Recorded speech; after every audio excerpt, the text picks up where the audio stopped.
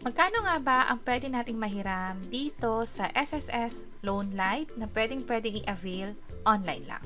By the way, kung first time mo sa channel natin and gusto mo pa ng mga online tutorial videos katulad nito, please click the subscribe button. May karagdagang pwedeng ma-loan mula sa SSS. Kumbaga, dati meron tayong salary loan, calamity loan, or pension loan.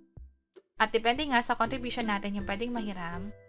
Dito sa SSS Loan Lite, panibagong option natin ito para nga naman mapaggamitan natin sa mga emergency o sa mga pangailangan natin na hindi inaasahan.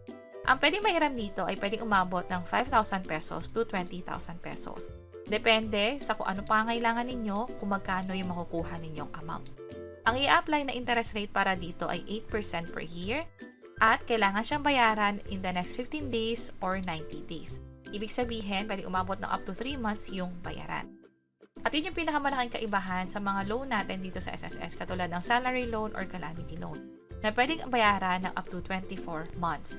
Pero katulad nga ng nasabi natin kanina, itong SSS Loan Lite ay karagdagang pwedeng matulong sa atin sa mga panahon na kailangan talaga natin to or may mga emergency cases. Halimbawa, may biglaang nagkasakit or hindi tayo nagkaroon ng sahod, nagkaroon ng delay or kinapos sa sahod, pwedeng magamit yung ipoprovide na amount at pwedeng bayaran sa mga susunod na buwan hanggang 3 buwan.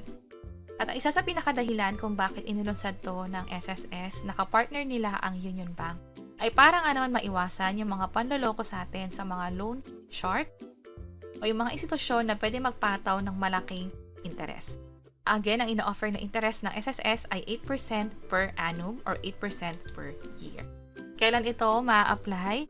Hihintayin natin na mag-start to sa November 2025. Yan ay sinabi na rin ng SSS. Hindi natin sure kung magkakaroon ng delay.